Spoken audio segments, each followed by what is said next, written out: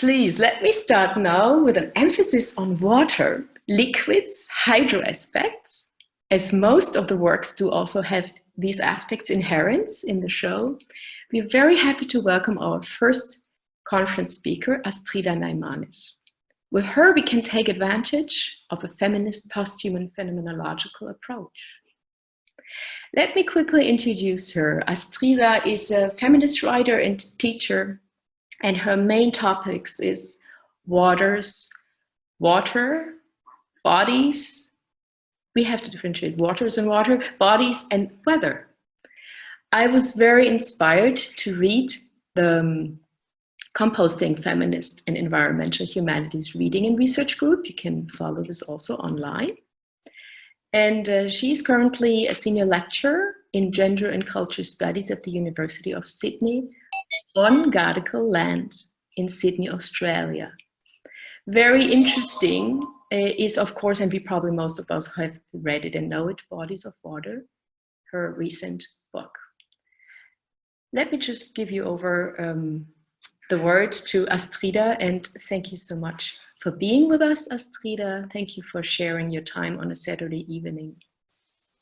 I would like to begin by just acknowledging that I am Zooming to you this evening from the unceded lands and waters of the Gadigal country. And I would like to acknowledge elders past, present, and emerging, and restate that these lands were never ceded. So, when Regine first contacted me and I considered whether I could take up her generous invitation to speak at the symposium today, so I imagined I might offer a poetic critical take on bodies of water as materially connected and indebted to one another, in a logic of gestationality, whereby all bodies, human and more than human, bathe others into being.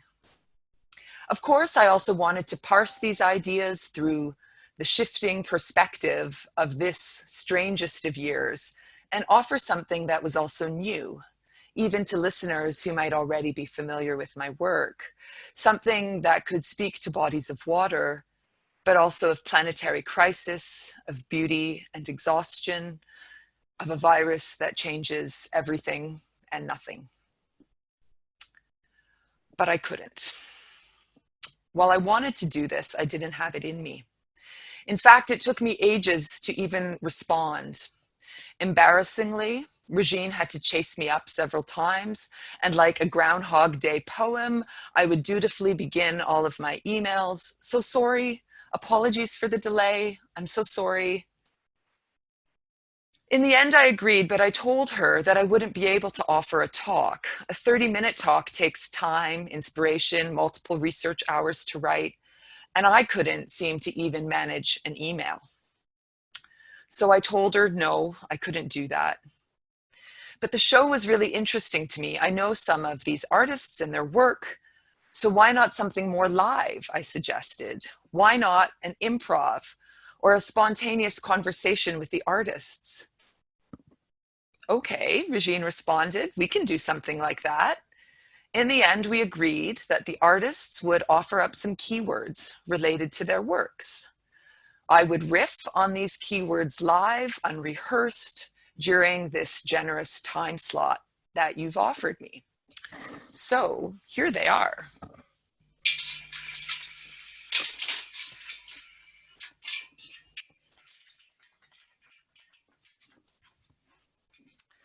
There we go.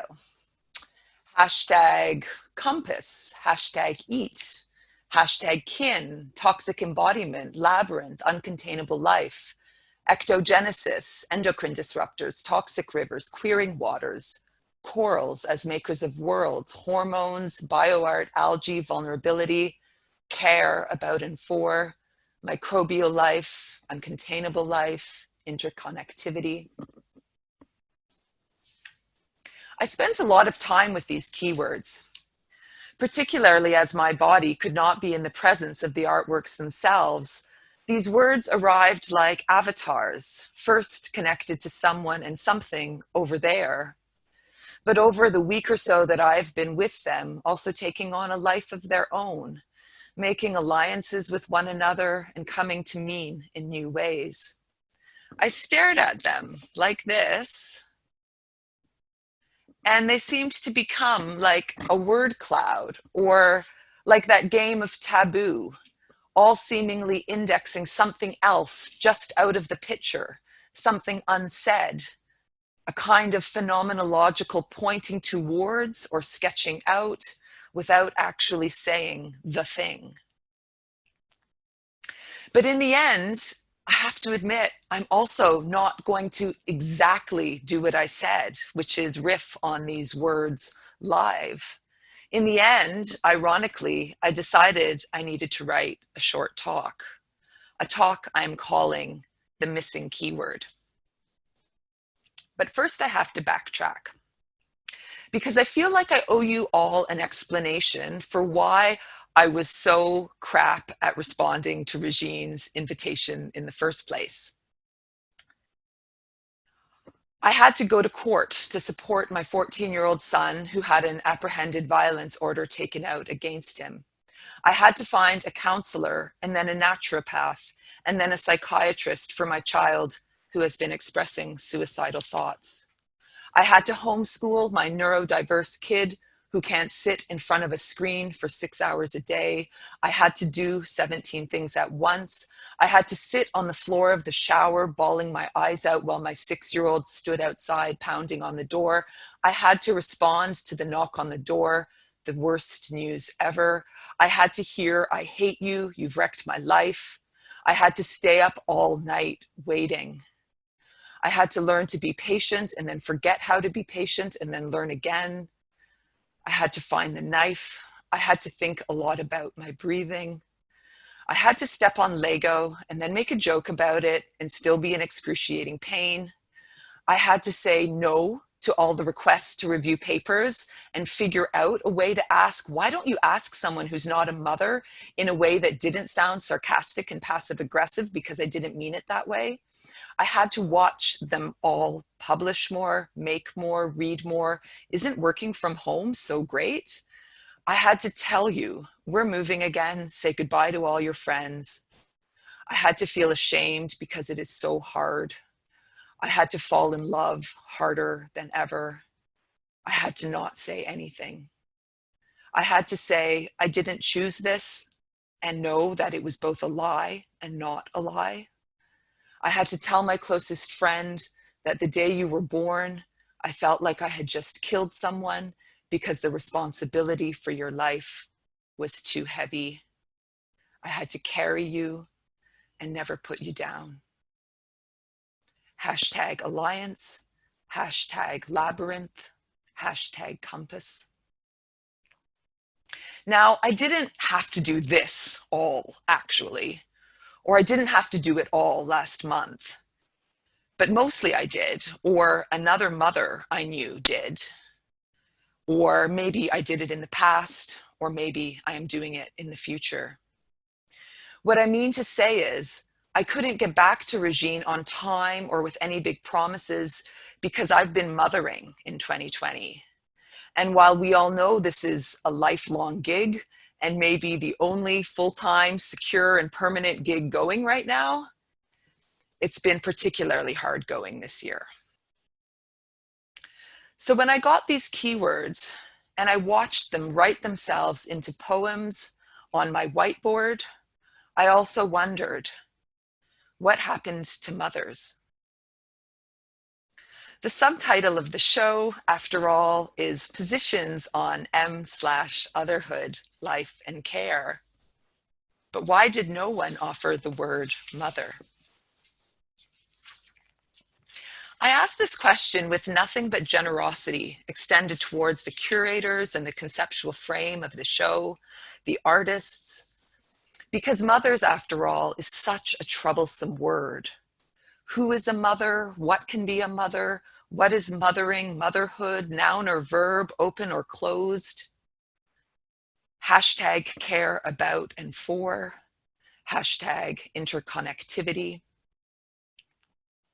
I also became increasingly curious about the work of the slash in the title, M/others. Is the slash a suture or a cut? If it's a cut, what are we cutting off and leaving behind? If it's a suture, what are we struggling to reattach to? What is it about mothers that is so troublesome to stay with? And why are mothers so troubling? Some of the answers to this question are easy. Despite decades of both critical and recuperative scholarship, feminism still doesn't know quite what to do with them. Mothers, that is. Somewhere between Shulamith Firestone and Donna Haraway, hashtag ectogenesis, hashtag ecologies of becoming with, we would like to think that we've figured out the more obvious parts, but at the end of the day, someone still has to clean up the shit in a companion species relationship. Hashtag hormones, hashtag extraction, hashtag eat. Other mother troubles are also gender trouble, of course. Too heavily laden with gender dimorphism and biological essentialism, when it comes to mothering, gender abolition is really the only way to go. And the possibilities and realities of motherhood without gender are delicious and joyful and necessary. This is the kind of gestationality I envisioned when I wrote about Luce Irigaray's philosophy in Bodies of Water, the book. Quote, the feminine maternal is required for the gestation of difference for the simple reason that as humans, in a biological sense, we reproduce sexually. Our early experiences of gestation are within feminine maternal waters, as Irigaray repeatedly describes. Sexual reproduction, it would therefore seem, is a repetition that engenders difference. But does sexual reproduction demand sexual dualism?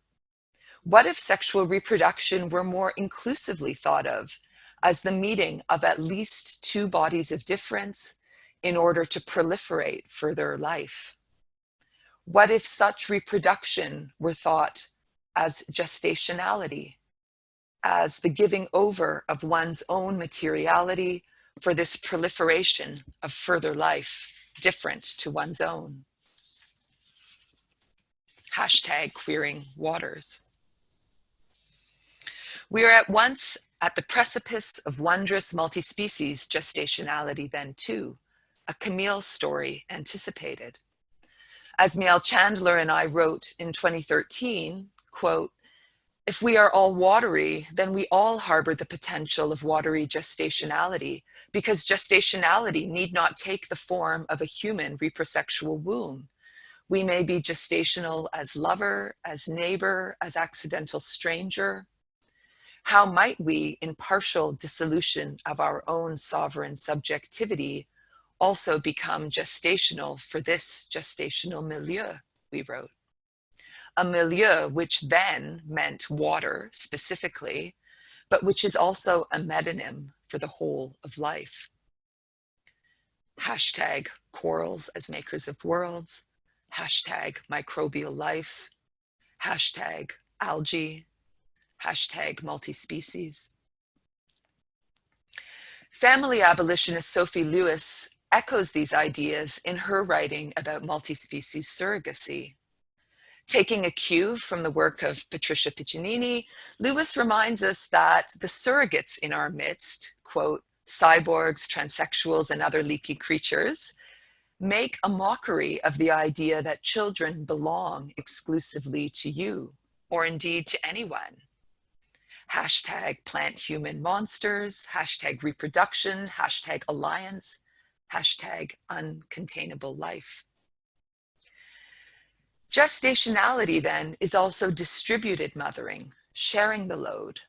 From a bodies of water meets full surrogacy now perspective, as Sophie Lewis might say, quote, our wateriness is our surrogacy. Hashtag kin. It's such a beautiful and poignant and exactly what we need kind of sentence. And yet I'm still troubled, or I'm still in trouble I am a dog worrying a bone. Because even as a mother does not necessarily have a uterus or a vagina or ovaries, just as a mother may not have carried a human fetus inside of their body, and just as people of all genders can be mothers, and just as our children may be of all different kinds of species, mothering is still an ineluctably gendered labor. Hashtag labyrinth, hashtag compass.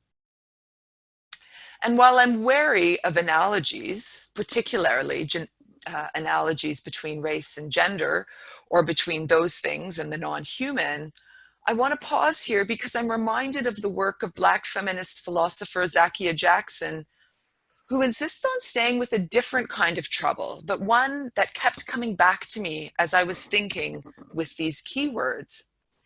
In Jackson's case, the trouble concerns the theoretical shift to the non-human in the context of a profoundly racialized world. Jackson's argument is that the relatively recent move in critical theory to the non-human is concomitantly, quote, an attempt to move beyond race.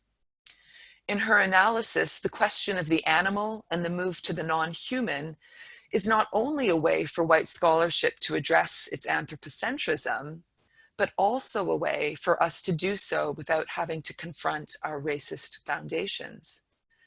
If we want to consider the non-human, should we not, according to Jackson, first have to stay with the trouble of race and those, quote, potentially transformative expressions of humanity that are cast out of the world and rendered inhuman?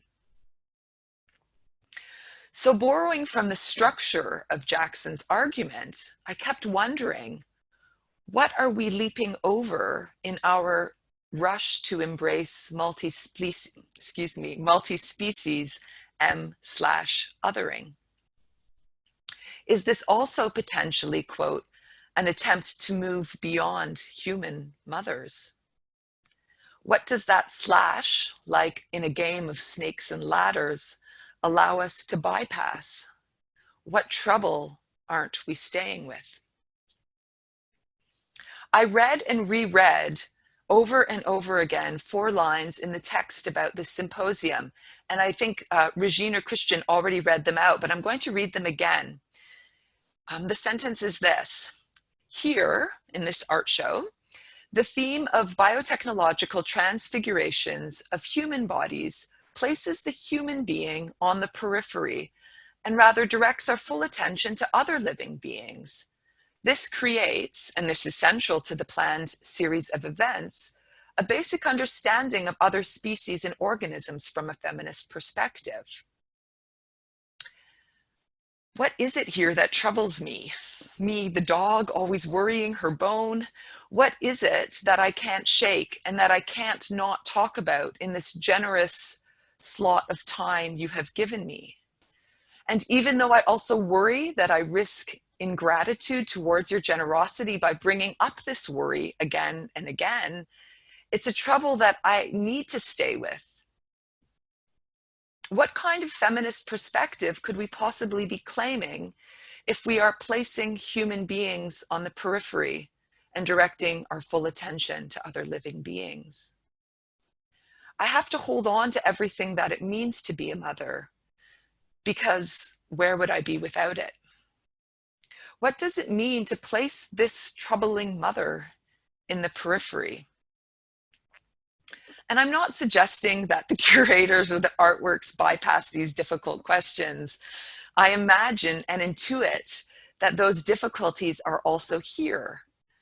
Hashtag toxic rivers, hashtag endocrine disruptors, hashtag hormones, hashtag toxic embodiment, hashtag plastic, hashtag imagination of consequences, extraction, eat, ethics.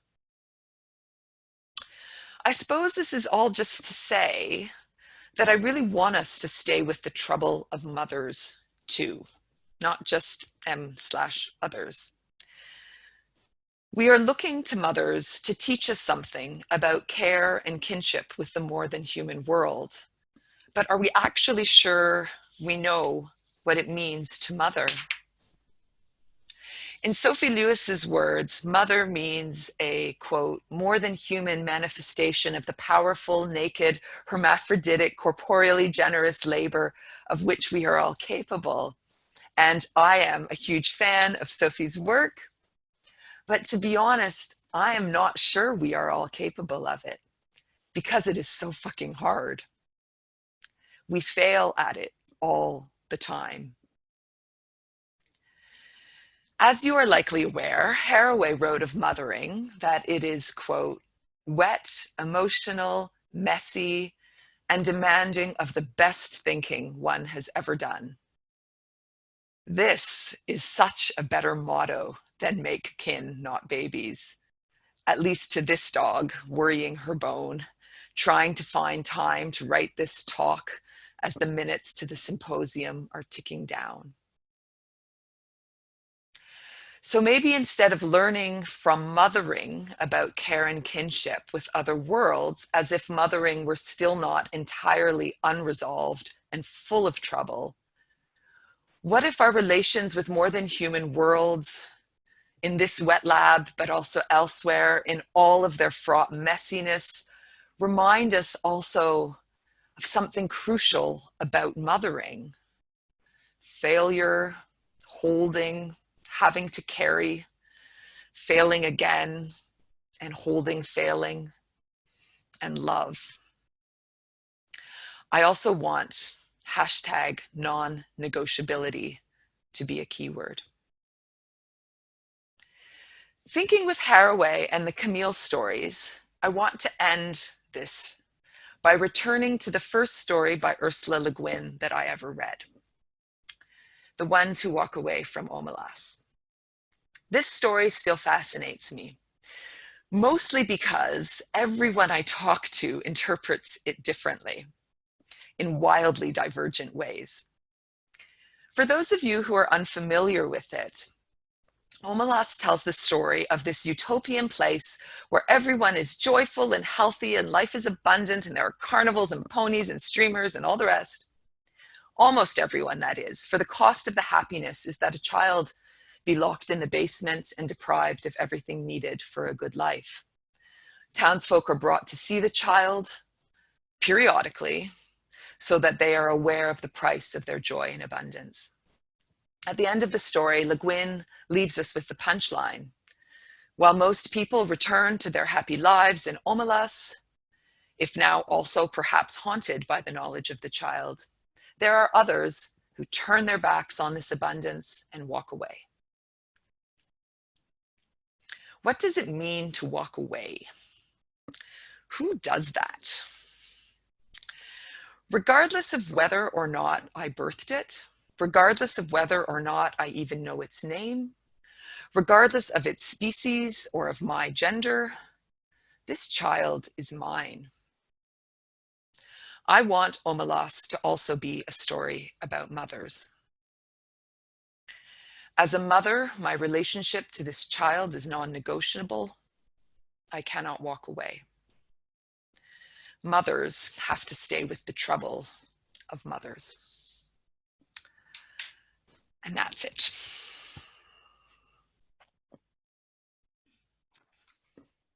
Thank you very much, Astrida. That was brilliant. That was a whole world of thoughts and a fantastic entry into our 10-hour conference. And I see that so many artists are with us here.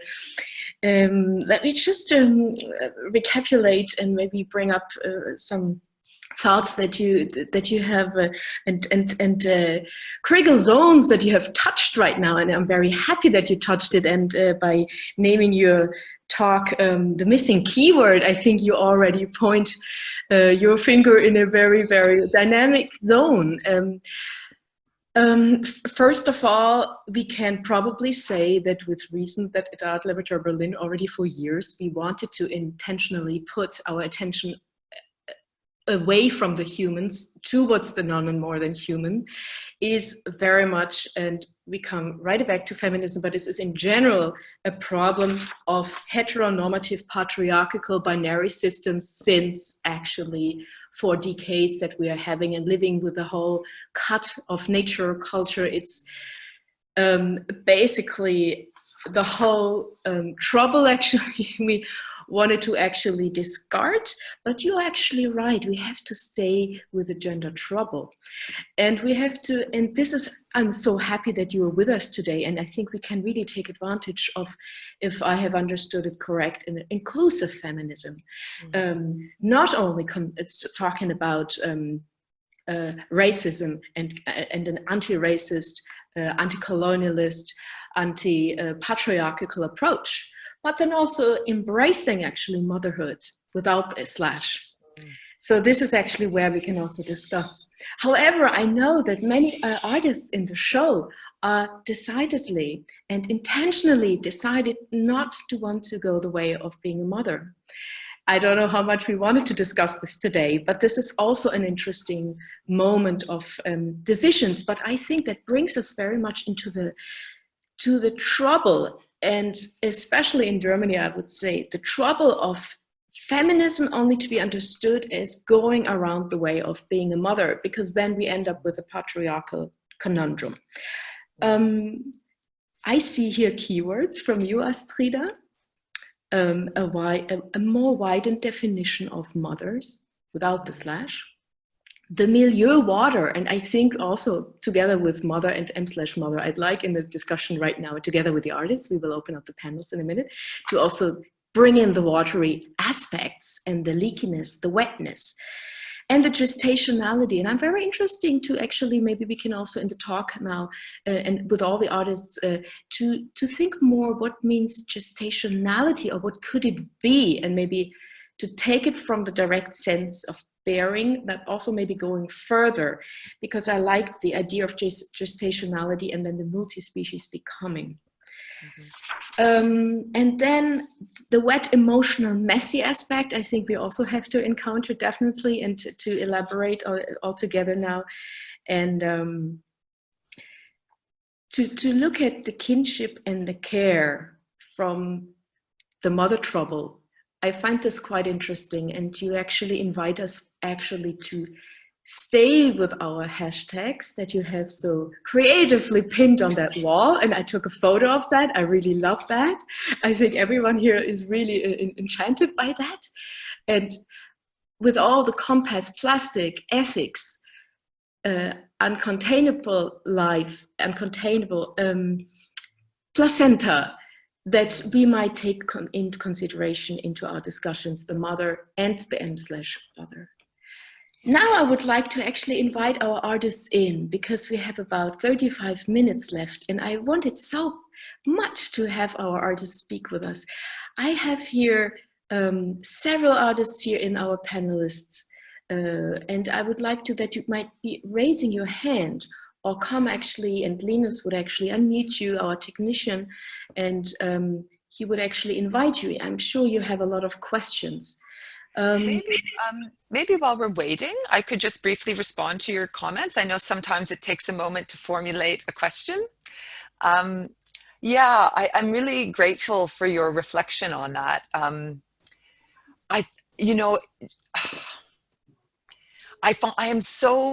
I don't want to be misunderstood, right? Because I am, from my work, I am 100% for all of this. I think I am just increasingly fascinated in a way that the pandemic has certainly crystallized, how we still have, as feminists, have completely not figured out the question of mothers. Like after decades and decades and decades of scholarship, and maybe I mean white feminists, actually. I think Black feminism does an amazing, mostly what I'm learning about and with mothers is from other non-white feminist traditions.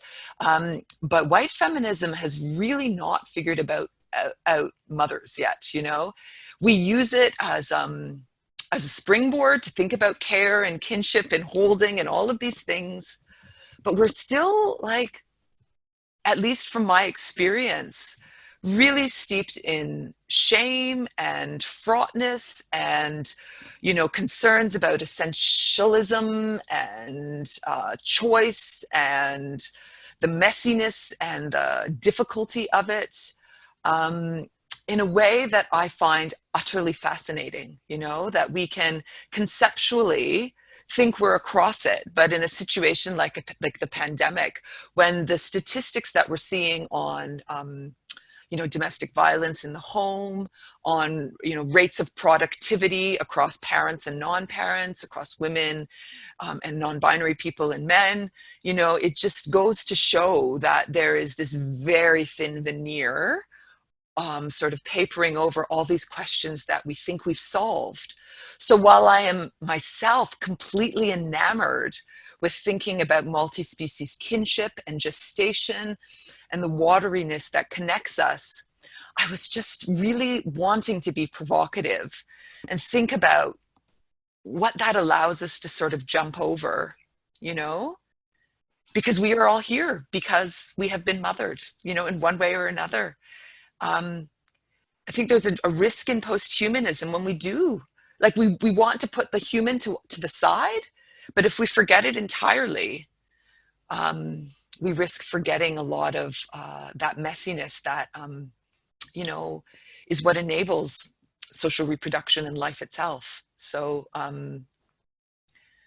at least this life that we're living in together. So anyways, I guess I just wanted to be clarify a little bit that my provocation is a provocation and it is a trouble that I'm troubled by. I certainly haven't worked it out, but it is one I think we need to keep coming back to in this context too, like what can we learn perhaps from mothering other species about motherhood? Thank you, Astrida. I'm just wondering if we can actually open up a discussion with the artists. And here, Margarita, I think Margarita raised your hand. Please, Margarita, come and join us. Hello, Margarita. Hey, hello. Hello, good morning. Good morning. Good afternoon, Astrida. And thank you for the wonderful talk you just gave. And thanks for the provocation. Thanks for the provocation. Sometimes the missing keywords is actually the red thread. And also thanks for the shout out to women and mothers in the pandemics. It was one of my biggest thoughts during this month, thinking of my friends and colleagues mothering during the pandemic. I think we need also to be very to nurture solidarity. I'm wondering, Margarita, I was quite interested, I was interested in all of the artworks, but yours is one, I think, that borrows the sort of imaginary of sort of female reproduction with wombs, more directly. I wonder if in the context of my talk, but not even, it doesn't even have to be related, if you could say a little bit about what your sort of thinking about wombs was in that sense. I mean, it's quite a striking image. I mean, I'm sorry I didn't actually get to engage the artwork because I'm not in Berlin, but I saw some photos of it on Twitter, and Regine also sent me a photo of it, and I was really quite struck by it. I would love to hear a little bit more about your thinking behind that artwork and how you relate it to the question of mothers or M/others. Yes, I mean, I will, part of it will be the content of my talk, but maybe, I mean, if there is space for conversation, I can already lay some elements on the table and then we can pick, and afterwards I will give my official presentation. What do you think, Regine? Yeah, actually, this is interesting. In the next panel, actually, Margarita, you will talk. But if you want right now, of course, let's go let's go right into it. Right. Okay. I don't want to steal your thunder, from the next panel, but I'm just so curious. No, yes, don't worry, because my presentation will move from the piece to discuss other topics that are the red threads of my research. So I'm happy to give some more details about the piece, or better to its to its gestation, if we can call it like this. It's a piece that is rooted in the desire not to become a mother, or better, the trouble that comes with that, because it started from the observation or the fact that I'm taking the pill. That was not always the case, because now I'm in a heterosexual relationship, but that was not always the case. And so this shift that is apparently neutral, you know, you'd go in Germany, the place where I live, you go to a doctor, explain your lifestyle, and the doctor presents you a billboard, and you choose what fits your lifestyle better. And then you see if it works, and in case you change pill. That was it. And so this access from the perspective of an artist and scholar working through science and technology and working with wet matter, with biological matter, it's not neutral. And also the feminist theory that is supporting my work so much doesn't allow me to take this decision of taking contraceptive without asking myself, oh, what are you doing? What does that mean? This pill that you take every morning, and that is so many take like you do, and that is so important for female and for women determination and taking control and owning your own body, and hormonal therapy in general, not only the pill, so they are intersecting direction. So I started by inquiring in this, and all this is grounded in again, in a trouble of not wanting to become a human mother or not having human children. But again, I am a walking nest of contradictions, because I'm a very proud auntie. I am a proud mother of a myriads of other organisms. If you come to my place, you'll see an indoor garden. Then I have my animals here and there that I adopted.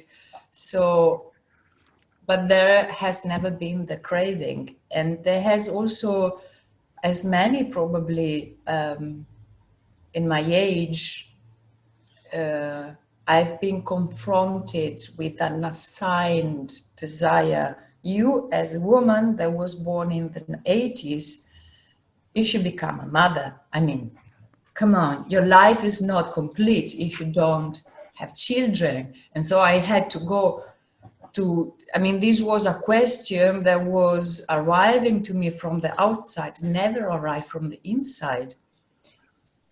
Although I know that decisions, as you know, as Nina Like says, it's always a provisional cut. I mean, I don't know what it will be. Maybe in 5 years, I will see things differently. My becoming will be different. So I will think of human mothering. And this is about my personal take to the piece, where it comes from. In this sense, it's a very personal piece without it wanting to be, because it doesn't tell my personal history, but it's nested there. It was a gestation somehow.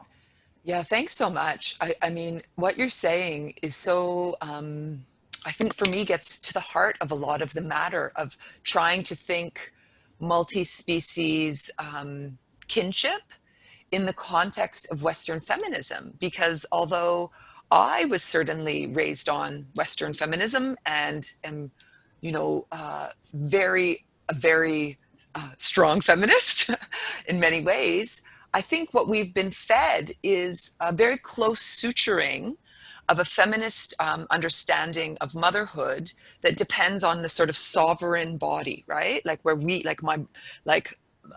our bodies ourselves, you know, like my body is mine, which in many ways is so powerful and so important, necessary to fight off, you know, patriarchal laws and policies and reclaim our own bodies as ours.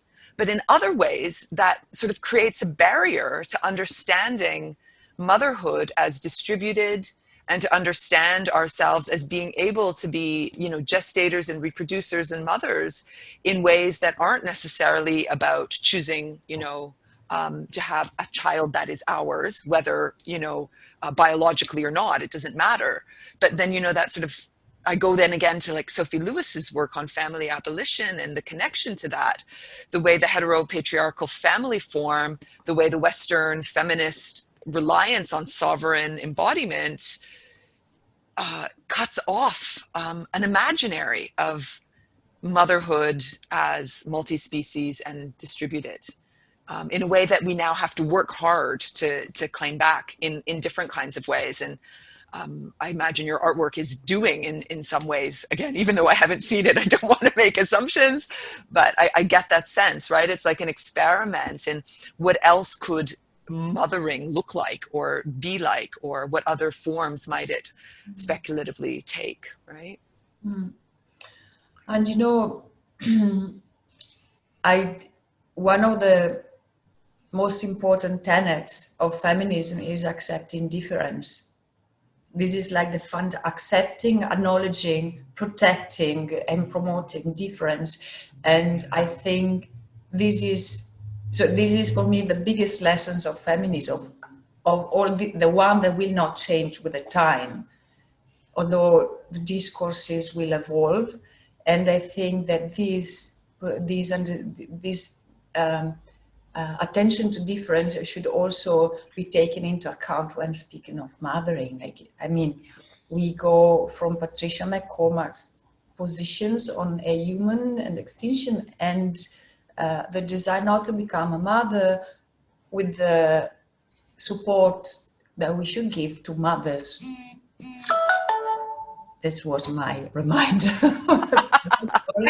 Yeah, thank you. Thank you. So this difference should be the core of the discourse, and the exhibition at our laboratory gives a certain direction to this complexity, but does not provide any definitive answers. And this was also for me, it was also important for me while developing the piece, how to manifest the desire not to, in the sense, how to manifest a desire that is not against a desire, it's a desire that is not affirmative, but is affirmative in another direction. How to, and this comes over and over in my work, to work with the erasure and erosion, so taking away or removing an object from the direct observation and opening up in a way that is perhaps exploded. And this is why the piece looks at possible ecological, in the sense that more than human, beyond the boundaries of my body, the relationship that are enacted by taking the pill. And this is why the title is plural. I will explain it later, but it's not the reprosexual, as you write, it's the possibilities that are enacted by it. Thank you, Margarita. This is really great, also for your openness, Margarita, for coming into the discussion. I also wanted to remind us all that actually we come here also with this project, the CAMILLE Diaries, from an understanding of, we want to understand, and this has to do with widening the kinship and the care, a symbiotic web. All is entangled with everything. So you're right, Astrida, obviously here we take the gestationality as a metaphor and not as a physical, feminine ability. Again, in our conversation, and I was just reading some comments from artists who are very impressed and also touched with your talk. I think they sit back and want to listen, because you really, really touched a very dynamic point. And I can only speak here for Central Europe, in particular in Germany. And I have encountered this, maybe even with myself, is to create a family is as if it's very absurd, but as if stepping away from feminism, which is the conundrum. And I think we have to face this more, especially now with lockdowns and physical distancing, for sure. I wanted to also point out 2 projects that we have in the program, like from Cecilia Jonsson, the HEM project, not only from Cecilia, but together with Rodrigo, and they will also elaborate in the next panel. I think this is amazing to put our attention to iron. And for Cecilia, I don't know if she wants to come into our discussion here, but I know that you're here, Cecilia, so maybe I start saying that. It took her throughout the year 2016, actually from somewhere around 69 placentas, to actually come to 3.5 grams of iron. And this is actually really, this is so impressive. This is also actually could make us think that in our human, we also have non-human. So basically to understand that us as a body already, we are a multi-species community, and we have also non-living and living in us, and to actually understand our bodies as a planetary system.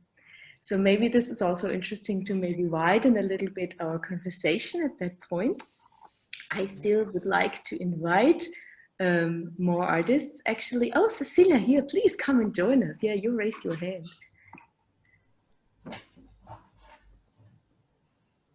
Hello. Hello, Cecilia. Hi. Hi. Yeah, also, yeah, I was really touched, Astrida, by your talk. It's so many things that you put words to. So thank you very much. And also it's, I'm also not a mother. So it's also a bit hard, I think, to speak about motherhood. But in a way, it's also what is motherhood and what is caring and what is. But then,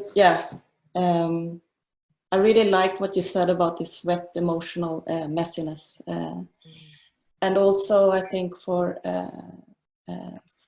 me also with working with the placentas and this separation that we humans do from all the natural processes and this organ that starts to develop in you, and then it's discarded, and then it's bloody and it doesn't look as cute as the baby, but it but it's also like the gift of life, and I'm very interested in how we as humans are detaching from. Yeah, I would love, I mean, again, I hope to hear your talk later. It will be late for me, but I'm going to try, because I have to say that your, the keyword that you offered me, compass, I really stuck on it, you know, and I can imagine seeing the photo of your art piece where it came from, but like it is such for me, like a rich, meaningful word, a compass. A compass is something that, you know, gets pulled to one homing point, you know? It's like when everything is messy and wet, a compass sort of homes us. And it was like an interloper amidst all of the words of connection and multi and uncontainable and all of this messiness. In the midst of all of these words, we have the compass that's pulling us. And I didn't know what to do with that. And I think subliminally, your word is what asked me to think about my own situation as a mother, and whether or not it's to human children or not, but all of the difficult labor of that, and all of the things I never imagined I would have to feel and go through and do, things that were choices but not choices, you know, like all of this really heavy stuff that's coming up this year, particularly. Like your word compass was very comforting. And I wonder if you could say something a little bit more about why you offered that word. It's also the HEAL project I developed together with Rodrigo's medical scientist. And it was very, because I worked a lot with mining and also this interconnectedness between human and plants but so I really struggled with how you can actually incorporate the human into, yeah, to make it really like personal and close. And so when I had this idea, I for the project, I really wanted to work with human blood also as a source of iron. And then me and Rodrigo, we met through the BioArt and Design Award. And we were really discussing for a long time what does iron mean, like my background of the information that I gathered about iron, but also how Rodrigo talked about iron. And then we came into talking about the placenta as probably the only organ, human organ, you actually have, the mother actually have the right to determine what she wants to do with the placenta. And it took quite a long time. We were just searching and searching for what is it exactly about the iron, and also the human and caring and motherhood. And then yeah, it developed also like this inner core. I think that the instinct, or it's so many ways of describing what the inner compass is, and I think from that oh sorry I'm in my studio. I think the compass came to be as this guidance and something that you also inherit from your parents. And I think also Rodrigo talked a lot about education, but it's so much that you pick up from life, and then yeah, not overthink it, I think, but also to trust this path that you maybe inherited. Yeah, it's so interesting. You know, like iron is, I mean, as I'm sure you know, I mean, you did all the research, it's like sucked out of you when you're a mother, right? Because it all goes to the placenta.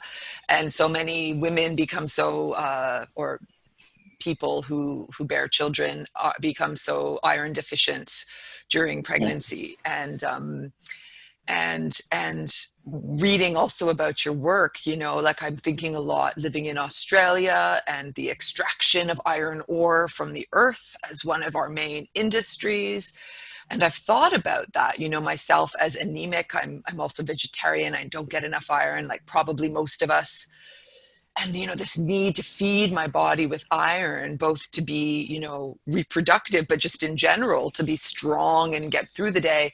And then have that as this kind of metonym of this country I live in now, extracting the iron from the earth.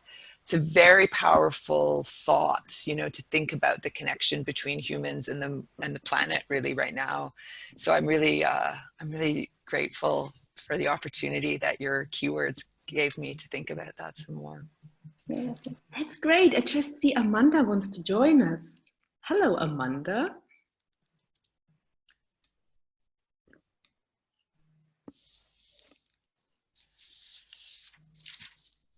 Hello. Hello. Amanda, hi. Oh, nice. Now I can see all of you at once. Thank you so much, Regine and Chris, for this symposium, and Astrida for your relevant and very moving provocation.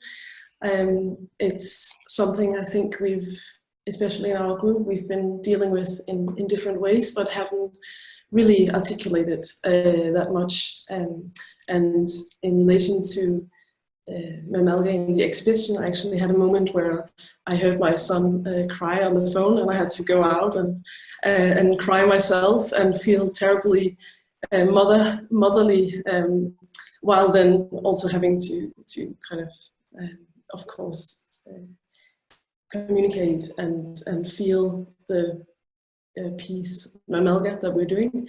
And of course, I have this juxtaposition feeling of being feeling very motherly, and at the same time focusing on the human algal kinship, which is what we're cherishing in the Melga piece. But what I think, and this is all very fresh, I wish in a way I had more time to think and write about this, but I think I can speak for myself and maybe on behalf of Naya and Rose as well. We all have very different positions privately in regards to mothering. But for me, I think there's this feeling of expansiveness in the mothering or kinship that we cherish in a piece like Mamelga, that I can learn from and reflect back into my practice of human mothering in a way that in the case of Mamelga, the breadth and depth of the ocean is in a way soothing and can help me think differently about how I relate to my son and think of him as, in a way, an ecosystem in his own right when I'm falling over Lego again, trying to kind of have that knowledge of the expansiveness of his being as also having kinship to all these other ecosystems and being mothered by more than me. But to be honest, he's 2 years, and I feel I'm very much amidst the experience of it, and there's a lot of reflection to come from this, and I kind of wish that we had a bit more time to also write the talk, because this is such an incredibly rich field and messy thing to try and untangle, so that would be a lifelong endeavor, I think. Yeah. So thank you so much for starting it. Well, thank you so much, Amanda. I think you're so right. You know, like with all the time in the world, I'm not sure we'll figure it out. Yeah, like it's both, right? It's both understanding mothering as more expansive and also understanding children as more expansive, you know, like again, steeped in these sort of imaginaries whereby children are property, children are, you know, the image of you, children are your sort of continuity, you know, and so problematic, but hard to get out of, you know. And I think that's also why it's so messy, because and troublesome for me. You know, from day one, I understood my children were going to be whatever they needed to be, no matter what I wanted them to do or be. That was like the shock, right? The shock that this thing that you make out of your own matter just has a life that is separate from you.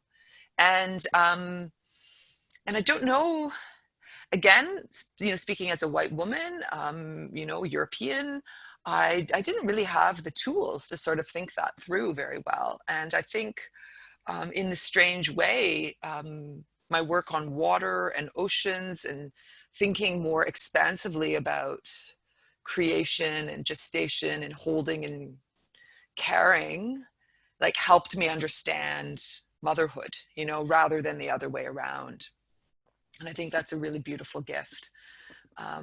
Help me understand like what my job is, right? I think, Amanda, if I was trying to sneak a peek here when you were talking, but I'm pretty sure that Mamalga was the one where, in the gallery, did you also do some rituals around the drinking of the drink, right? Yeah, that really intrigued me as well, because, you know, I'm going to be a little provocative here. I love it, but it's like, it's this, you know, it's quite this witchy kind of thing, right? And very, very gendered. And in a way that I think is fabulous, but I think it's, I just would love to hear you say a little bit more about that. Like what brought you to sort of, again, I'm not there, I didn't see it, but it gave me the sense of a kind of ritualistic reclaiming of this kind of witchcrafty type ritual that is also one of the things that we disavow, sort of push aside. It's not rational, it's not scientific. Right now, in the throes of pandemic and climate change, we need hard science more than ever, yet you turn to ritual. So I know we're running out of time, but I wonder if you could have a quick word to say about that. Yeah, I think on purpose we don't like mention or kind of term these practices of ceremonial gatherings or rituals we do as witchy or specifically relating to female,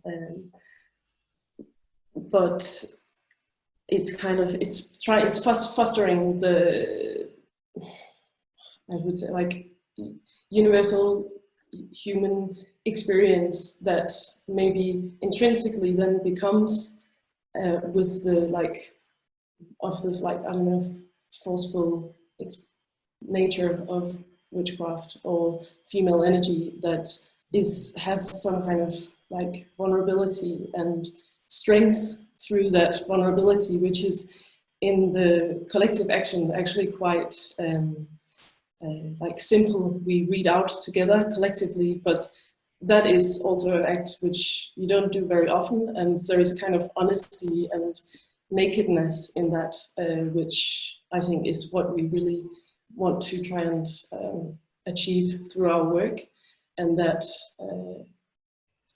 can maybe go beyond what histories we have of gender or witchcraft, and come into that, yeah, vulnerable point of strength, if that makes sense. It does. It makes a lot of sense. Thank you so much. I think that's exactly what drew me to it, that sort of vulnerability of doing that, and the honesty of it, which I think was exactly a sentiment I was trying to tap into in my talk as well. So thank you. Thank you so much.